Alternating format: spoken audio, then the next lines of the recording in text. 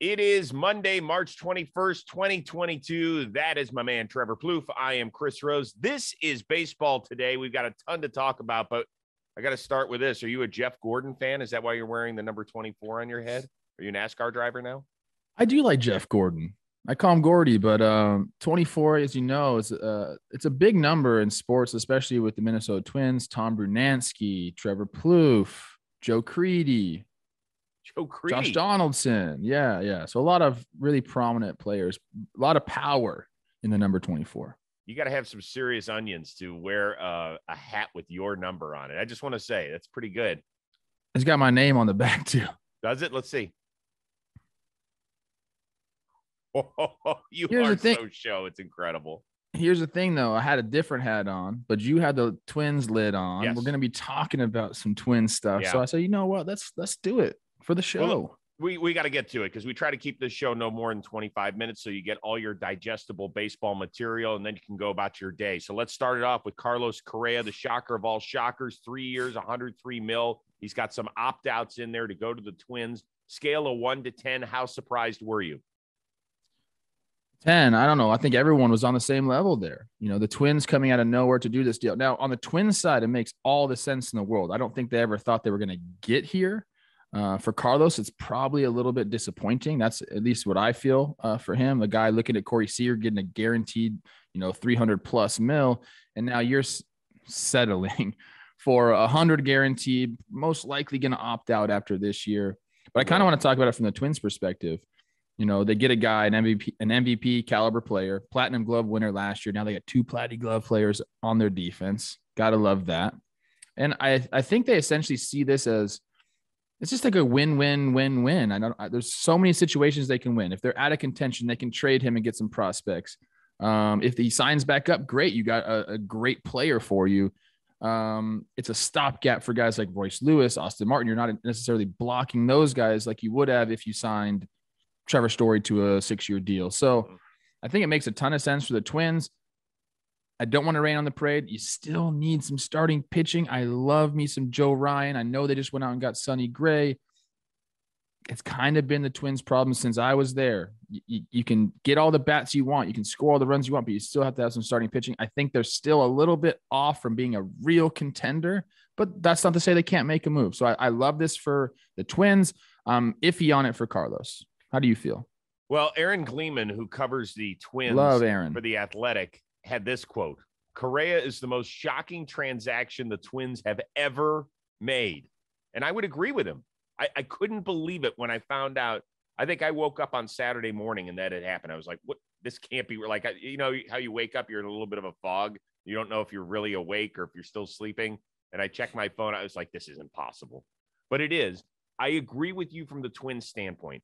If they find lightning in a bottle, if they make a trade for one of those A's guys and they're able to put it together and the White Sox have a worse year than we anticipate them having, who knows? Maybe they go on this incredible run. I don't think it's going to happen. I think he ends up getting traded this year, but I think it's a wonderful move. And I think it's great to the fan base that you get rid of all the money in the Donaldson trade and you don't just sit on it, that you spent some of it. So I love that aspect of it. But I mentioned last week, I thought he was going to the Tigers. It sounded like there was a report out there that they offered him a nice deal over $250 million before the lockout. It didn't happen. He wanted to wait and see if he could get over 3 bones, which I get. Didn't happen there. And then I suggested he take a short deal. Remember that last week? Mm-hmm. Sure. That's where we are. And it doesn't shock me. It shocks me that he had to settle for this. It really does. Not now. I mean, there's only so many chairs available in this dance. Yeah, I mean, look, the guy enters free agency, Platinum Glove Award winner, highest WAR in the big leagues last year, and then he gets slapped in the face with a lockout by the owners. It's disappointing for him.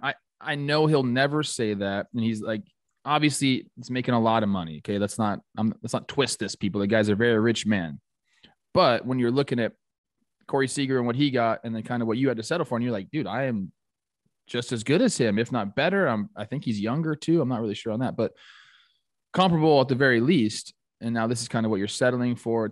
It'll be interesting to see how it plays. I want to see his attitude in Minnesota. I want to see it because like the villain role doesn't necessarily play in Minnesota, or maybe it does. Maybe this is what we need in doesn't. Twins territory to get past the Yankees, because all I ever hear is the fucking Yankees. Well, part of the reason that the villain thing worked in Houston was because they were so damn good. You can't really be a villain on a shitty team. Doesn't work. Oh, yeah, you can. Yes, you can. No, you can't.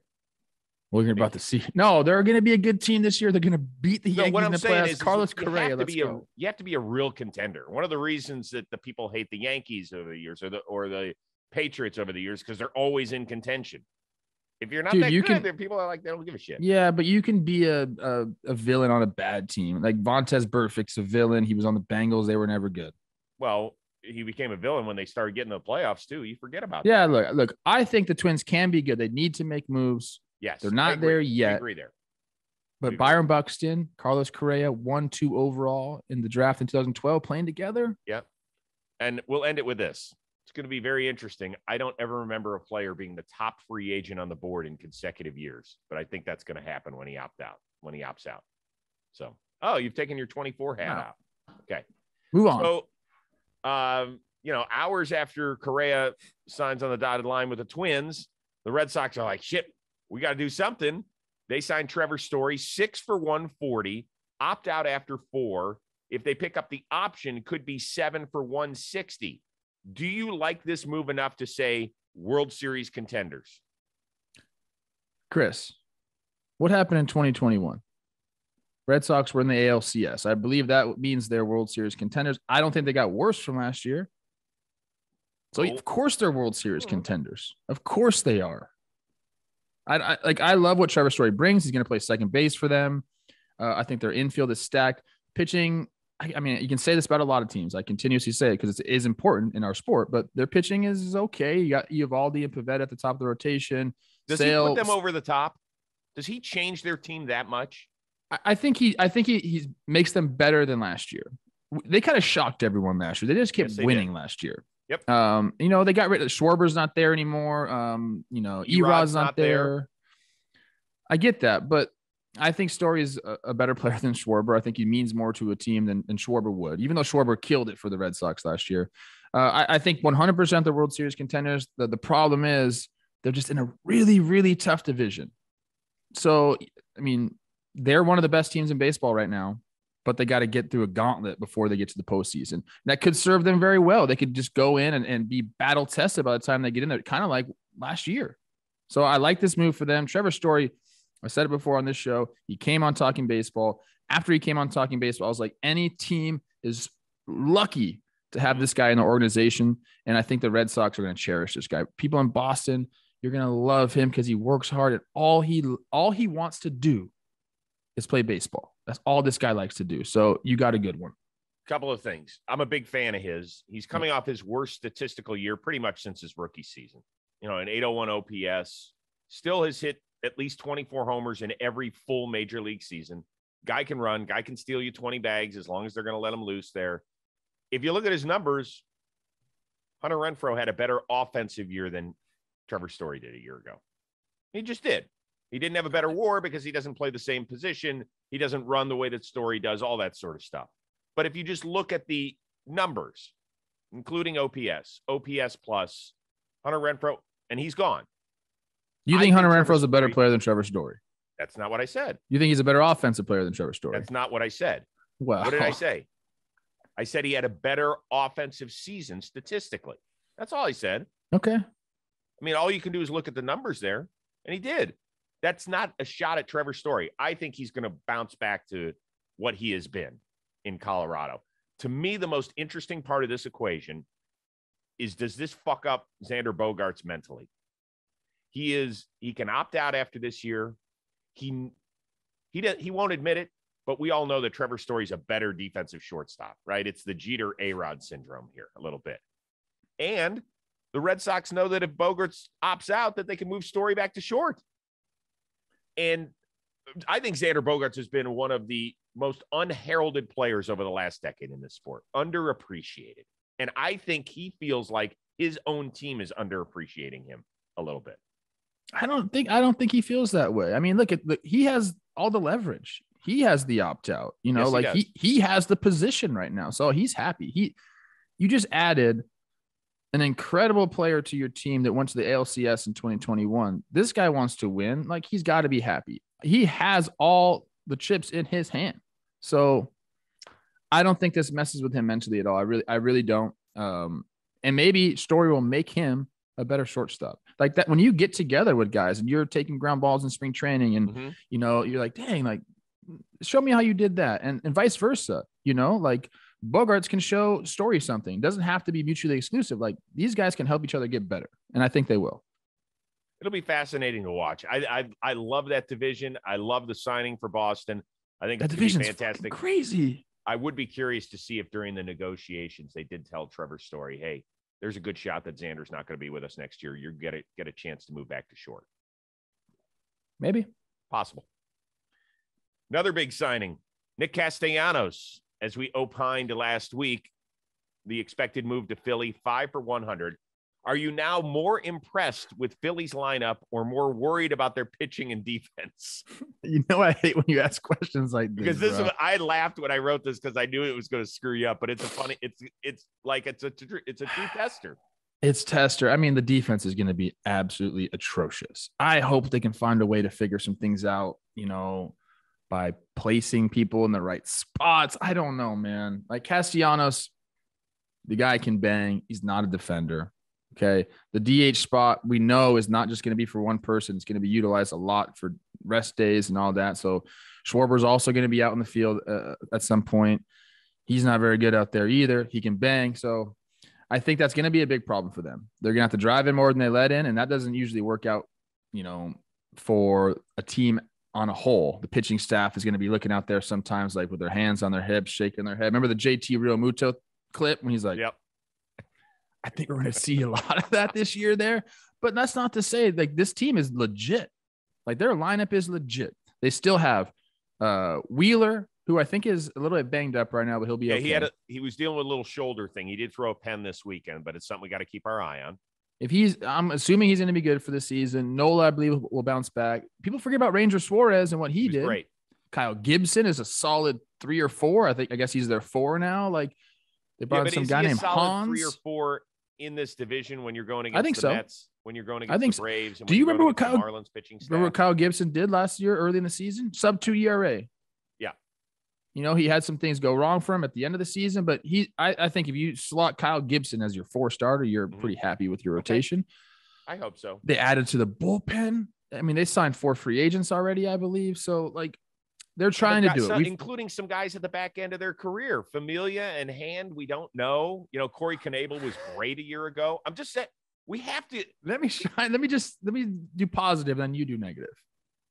But I'm questioning this is what we do here. We have to be honest, because people are listening to this and they're yelling back at us, whether it's in podcast form or on YouTube form, and they're saying, Plouffe, I get it, but there are question marks. Now, the one thing I do want to say about the defense, I went and read a bunch of articles on this.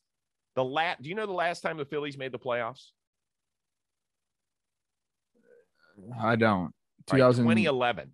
They have the longest active playoff drought in the National League, I believe. Okay.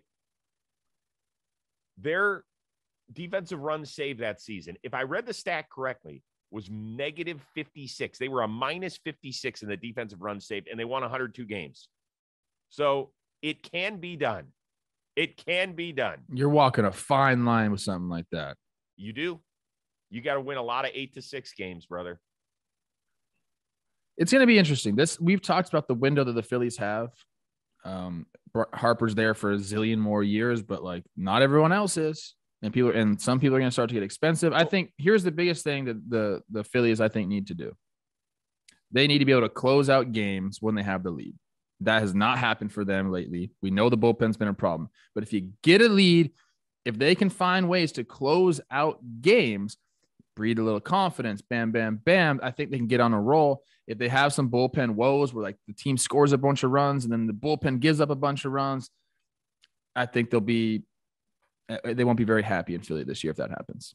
And I understand that. It's why I wonder if they spent the money properly on these 2 guys, right? And everybody's making the point that they got Schwarber and Castellanos combined for less than they could have gotten Chris Bryant for. That's a great move. I love it. But did you like Kenley Jansen was still out there? I know he's not that fire-breathing monster that Kenley was for the better part of a decade in L.A. He's pretty good. Still really, I think he's still good. And we're going to talk about him in a little bit. I know. So would they have been wise to pass on one of those two guys, maybe made a trade for an Austin Meadows or something like that, and then brought in Jansen at the back end? Wouldn't that have made more sense? I mean, I would love to have Jansen in that bullpen. I don't know how much prospect capital they're working with. They got Mick Abel and Bryson Stott are their two top 100 prospects. Right. So sometimes you just can't make a deal. I'm sure they were aggressively trying to get relievers, all through the winter. They did. They signed Brad Hand and Knievel and who else? Familia and somebody else. Who was it? Yeah, there was somebody else. Anyways, it's going to be a problem. The defense is going to, back to our original point, the defense is going to be a problem. There's going to be some boos in Philly, and I love Philly fans. I said one thing bad about them one time, and they hated me, but now we're on good terms. So just, And by the way, if there's two guys who can handle that, it's Castellanos and Schwarber. Like they brought the right mentality into this clubhouse, Castellanos might hit 60 homers this year. He might. I'm excited. I saw a little bit of Schwarber's press conference today. I thought it was good. I can't wait for Castellanos in that city. That's a hell of a clubhouse, man. That is going to be a fun team to cover. I can tell you that. Yeah. You mentioned Kenley Jansen. Ends up getting 1 for 16 from the Atlanta Braves. Is that a bigger get for the champs or a bigger loss for the Dodgers? Man, you hit me with the tough ones today. I think it's a bigger get for the Braves. It's a big loss for the Dodgers too. I mean, this is a guy. See, we're in a little weird world here because we know a bunch of Dodger fans, or at least I do. Mm-hmm. And as successful as Kenley has been for them, he still gets a rap like, man, it's a roller coaster. He's going to put some guys on. It's not clean innings all the time. Hold on to your seats, blah, blah, blah. So maybe people will say good riddance, go to Atlanta, give them some nightmares when you come out of the pen. But I don't think it's going to be that way because Kenley did reinvent himself a little bit last year. He stopped throwing his cutter, 80% of the time. He started throwing his sinker a little bit more. And when guys can do that and find success, that can prolong their career for a couple more years. He was lights out for the Dodgers in the playoffs. So why do you think Atlanta, it helps them more than it hurts the Dodgers? Because if you remember, before the postseason, all people in Atlanta could say was our bullpen stinks. It's scary. It's really scary. And then they went into the postseason and were like the most dominant force in the postseason. But wasn't that more of a Will Smith narrative than anything else? That Will Smith put up big save numbers, but danced around issues a la Kenley Jansen at times? Sure. I just think that the Braves adding another piece to their bullpen is huge for them. And they continue, they're just getting better. I know they lost Freddie Freeman, but the whole Olsen thing, they're getting Ronald Acuna back. You add a guy like Jansen. I think it's cool. He came out and said, I watched players from Curacao, and that's why I like the Braves. That's why I like baseball, because I was watching the Braves. So he kind of, it's full circle for him. I think he's going to be happy there. I think sometimes a change of scenery is needed. I don't know. It's both a big loss and a great gain for the Braves. I just rather talk about the positives, Chris. You know how I am. They call me Positive P. I get that. Okay, let's be honest. Kenley Jansen is a tremendous luxury for the Atlanta Braves. Now he's going to take over the 9th inning role, and Will Smith had a chat with Alex. They say that. I'm curious about that. I am too. I think it's going to be more matchup driven than anything else. Because Kenley is a guy that can come in other innings. I don't think he strictly has to be the 9th. He is the Dodgers all-time saves leader, but he has that experience in the playoffs where he has come in different situations. And because he's had successful guys who can slam the door shut behind him, he's been okay with that come playoff time. We'll see if it works out in the regular season. But you look at that bullpen, right? Will Smith, Matzik, Minter. They signed Colin McHugh. Luke Jackson still there. This is a luxury to have. The Dodgers, I know they've got Blake Trinan. I know that Bruce Graterol is there, kind of the closer in waiting. But so they've lost 2 big arms, 3 in my opinion, between Knievel, who wasn't there that long in LA, Joe Kelly, who did a really nice job, and Kenley Jansen. And we have focused so much on the Freddie Freeman signing and all this with the Dodgers. We haven't talked enough about, do they have enough pitching, starting and relieving? So we've been talking about that. They've only added 1 reliever. and that is Daniel Hudson, who also has closing experience. But yeah, I agree. We've kind of talked about this. They have a top 3 guys in their rotation, and then we'll see what happens. The bullpen is. I'm looking at the bullpen right now, and it's like, I'm not so sure. Well, this is what I'm saying, is that the Dodgers didn't want to go over the huge threshold. And so I just read an article in the LA Times today that both sides wanted this marriage to continue. The Dodgers wanted Kenley, and Kenley wanted to stay in LA, even if it came down to a 1-year deal. Originally he wanted 3, and the Dodgers weren't going to give that to him. He didn't even get a 2 on the open market. So he probably would have come back. The problem was the Dodgers still needed to move some money in order to then sign him. And that wasn't going to happen for a little while. So he couldn't stick around. The Braves got on the phone with him. They said, here, we want you. 1 for 16. You got a couple hours to decide. So he had to decide. And I'm just telling you, as much as Kenley came out over the weekend and said, I'm happy to be here, I'm excited to be a Brave. Andrew Jones is the biggest reason why I became a baseball fan in 96 when he was 19 and hitting 2 bombs in the World Series opener against the Yankees. He wants to be in LA. I am telling you. He still wants to be in Los Angeles, and the Dodgers still wanted him here. They just couldn't. So what happened? It just couldn't work.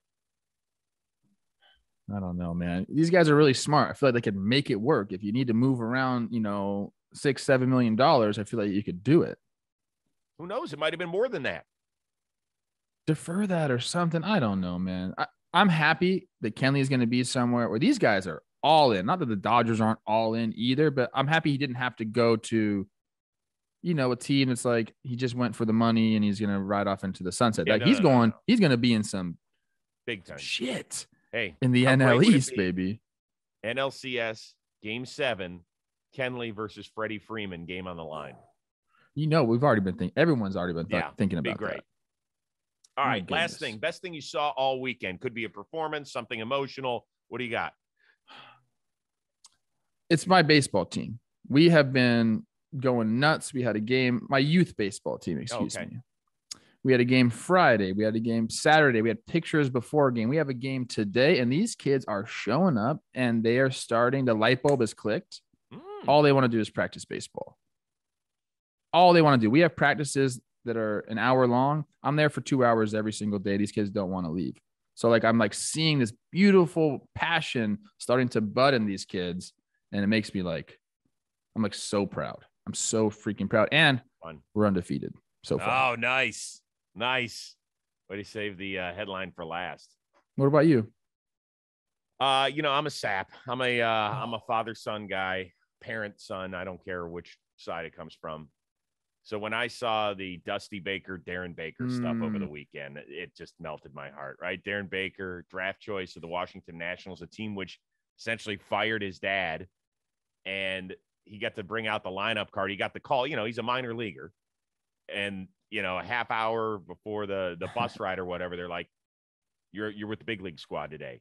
Gets to go out, hand out, exchange the lineup card with his pops, ends up getting put in as a defensive replacement, hits a sac fly for the eventual game-winning run.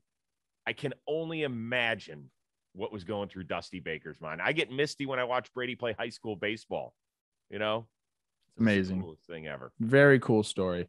Can I throw one more out there? Please. Matt Chapman hitting his home run, his first homer as a Blue Jay. He looks good in blue. And if that boy puts up offensive numbers, he is an immediate MVP candidate. Hey, did he shave his porn stash or not? I can't tell. I don't think so. I think that's here to stay. I saw him in person. Very wiry. Yeah, he's a stud. He is a stud. Yeah. Okay. What do you have coming up on John Boy Media? A lot. Okay. This season started. My schedule's back. No more easy days for me. I'm going to record Talking Baseball directly after this. We're going live. So I think this comes out after Talking Baseball. Warehouse games, Blitzball tourney. Tonight, we are debuting Forgotten Rotten versus Baggage, the number 1 seed versus these dorks. The dorks who are undefeated and are really the only team that have hit were the shit in this tournament so far, dude. This was an incredible game. So this, I believe this game will be talked about for a long time. How about that? It's good stuff. What do you got? Love it.